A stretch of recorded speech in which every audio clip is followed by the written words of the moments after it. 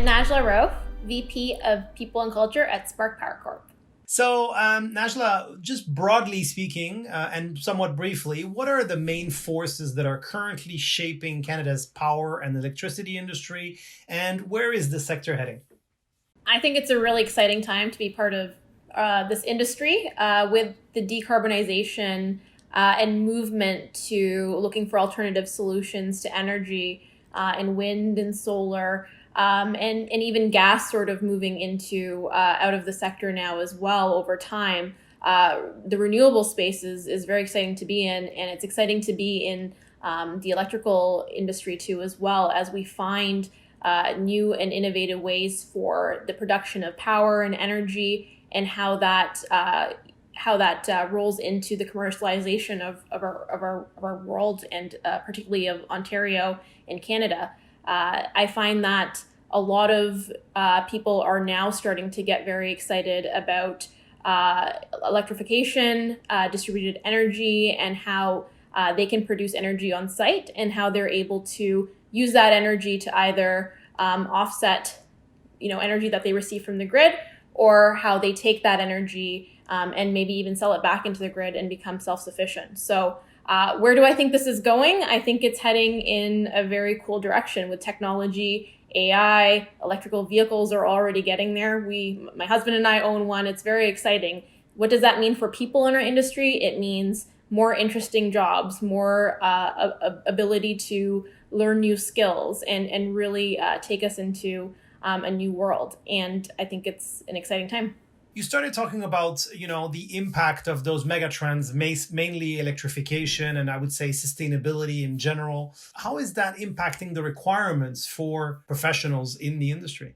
I think it's allowing us to really understand how we can take skill sets that a lot of employees or a lot of people in our industry have today, and either transform them, add to them, and to really, utilize that problem solving and critical thinking towards a new way of understanding how the electrical grid works, and how power and energy can serve as a really important aspect of sustainability in our world. So what does that mean? That means that we obviously are going through a transitionary period. We're still going to need to understand how companies and organizations and customers operate in the world we are today, and then the transition of that to new types of energy and new forms of energy. For technical employees, that means a very exciting time to upgrade some of their training and development and transform their skill sets along the way, because we will still need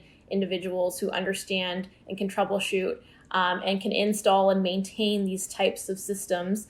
And it also allows a whole new customer base for us to be able to identify trends and analyze data that we're going to be getting from these systems, and process new processes, and how to better use and become more energy efficient, and eventually support the world, and sustaining the world in the long run.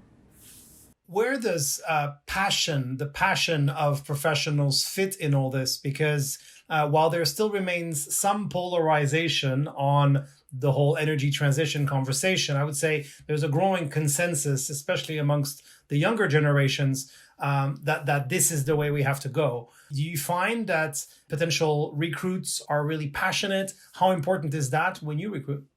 Actually, even within our business, we have individuals, new hires, people that have actually been with us for a number of years, that are excited about the opportunities that this will bring to the table. We are a pulled product company, as we like to call ourselves. We have several different types of technical services, high voltage, low voltage renewables. And the exciting part is when you go out and you speak with the different populations, they're interested. What's happening over here, and how do I get more involved?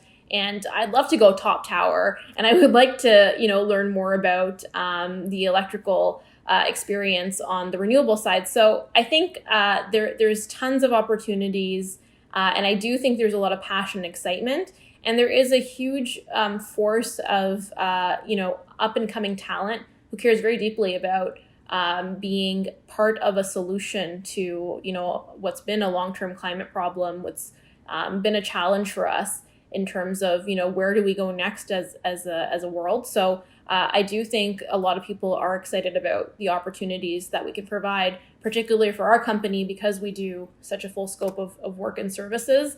It gives a real holistic view of the work that we have today and the work that there is to come, and that there's a ton of opportunity for people to build their skills along the way. Could you please give us maybe your top 3 or 4 or 5, main or most important skills of the future of the power industry? Yeah, absolutely. I think the exciting part is that, basic understanding of, the electrical components of any system is so important, and that knowledge should never be lost, because as we're transitioning and transforming, this world, having subject matter experts and people that understand those and can teach and can coach and provide that knowledge is really important. I think that obviously being able to continue to enhance technological skills is what's really going to be important in our upcoming work that we do, as we continue to use more computers, as we continue to have AI available to help make decisions. But you still need people to make critical decisions and interpret and analyze that information and ensure that the work that we're doing is as automated as it is. You have individuals who can look at, and working safely is one of the most important things that we do in our industry. It is the most important thing, making sure everyone goes home safe, and having that human aspect is going to be very important, and that ability to interpret and solve problems is going to be, I think, one of the most key things that we'll do with the knowledge and the understanding, that foundational aspect. Could you speak a little bit to the requirements for power companies in terms of how they should approach recruiting and onboarding of new workers along the energy transition?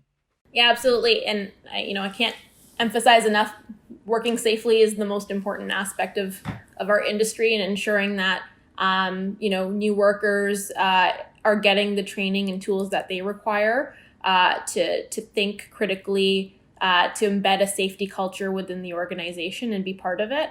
I think part of it is also trying to bring in diverse groups from across different platforms and ways of thinking and educational backgrounds is going to be really important as well. We have to work more so than ever cross-functionally. So the person that's in the field and technically checking all the requirements and building and maintaining may need a cohort who on the back end is looking at the technology and ensuring that things are connected properly. And they might need to collaborate and work cross-functionally together too as well. So I think the ability for us to create a training ground and an onboarding ground that allows for individuals to seek knowledge and continue to build on the skills that they receive, whether in apprenticeship programs or in the schooling that they have, I think is really important. It's really important as we're transforming. Are you seeing more collaboration within the power and, let's say, sustainable energy ecosystem in Canada than you think existed in the previous, let's say, iteration of the energy industry? Yeah, absolutely. We have cross-functional teams working on projects that require battery storage on the renewable side, and high voltage expertise on our high voltage side, and electrical experience from our electricians. So we are internally already collaborating and working together, and then externally we have thought and industry leaders that we also collaborate with as we work with different organizations and academics to. It's almost like uncharted territory. We're starting to really learn. I don't think we've even scratched the surface of what we're going to be able to do. And as we learn more, we're able to connect the dots back, to the different types of work that we do within the electrical industry. And I think that's what's exciting. And I know personally, I am very involved with the electricity HR team as well in looking at the future generations and how that's going to impact how we recruit and retain top talent. And I think this is part of what's exciting for them. And a part of that, I suppose, is also communication. in the sense that perhaps the newer generations don't necessarily consider working for a utility company, and maybe they're missing some of the exciting opportunities, some of the cool technologies that they would be playing with as part of their job. Is that would you say that communicating better or more with especially newer generations is an imperative? Yeah, absolutely. We understand that there is a challenge with labor and a potential labor shortage coming down the pipeline of tens of thousands of people, and relearning the importance of trades within educational institutions and high schools, to really emphasize that there is a lot of really great opportunity in being involved in the industry itself and the electrical trade. We spend a lot of time with some of our junior employees trying to understand where do we go and how do we promote as an organization, and a lot of times it's through word of mouth, but how do we make that net larger? How do we engage newcomers to our country that might have an electrical or an engineering background that might be interested? How do we look at high schools and communicate, the opportunity to them that they may be not thinking about because that's not traditional workplace for them, as well. And so I think absolutely, as an industry, we're starting to really think about how do we engage and involve secondary institutions and schools to really shift the mindset towards trades roles being very different from what individuals may have thought in their generations before, what they've seen, right? And how that's shifting. And finally, if you only had 30 seconds to pitch someone in a position of power in Canada to strengthen and to improve how Canada trains our future energy workforce, who would you pitch and what would you say in 30 seconds or less? If I had to pitch to anyone out there, I would really encourage youth to consider a role in the trades or in our industry. I never thought that I would end up in a place that was quite different from what I had originally thought. And I think it's very exciting. I think where we're heading in terms of electrification is very exciting. I think that, the ability to transform an industry for those people who think critically and love to problem solve, there's a lot of different skill sets that you can apply in this industry. And as we continue to go into a sort of a new sustainable world, your voice will be heard, and your opportunity to not only build yourself a really great career, but to be part of a movement is going to be very important and very exciting. So if I had to give anybody sort of my feedback or advice, it's to encourage the youth to think about a role in our industry today.